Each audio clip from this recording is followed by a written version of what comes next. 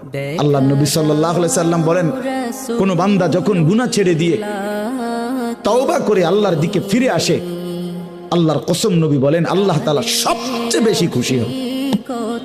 আশাদ্দু ফারাহান, আল্লাহ তাআলা সবচেয়ে বেশি খুশি হয় কখন?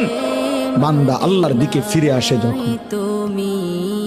বিতাওবাতি আবদিহি, বান্দা যখন আল্লাহর দিকে ফিরে আসে আল্লাহ তাআলা ভীষণ খুশি হয়।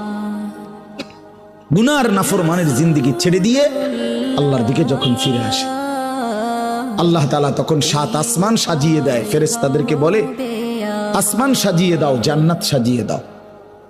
ফেরেশতারা 7 আসমান জান্নাত সাজাইয়া ফেরেশতারা জিজ্ঞেস করে, মাওলা আসমান কেন সাজাইলেন, জান্নাত কেন সাজাইলেন?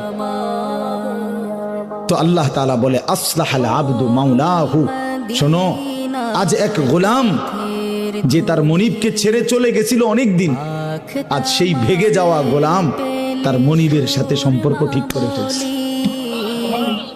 আমার এক গোলাম আজ অনেক দিন আমারে ভাইগা গেছিল, সেজদা দেয় নাই, আমার হুকুম মানে নাই, অনেক দিন থেকে আমার থেকে দূরে ছিল, আজ সে আমার কাছে ফিরে আসছে। আমার গোলাম আমার কাছে ফিরে এসেছে, এই খুশিতে আমি আসমান সাজিয়ে দিলাম, জান্নাত সাজিয়ে দিলাম।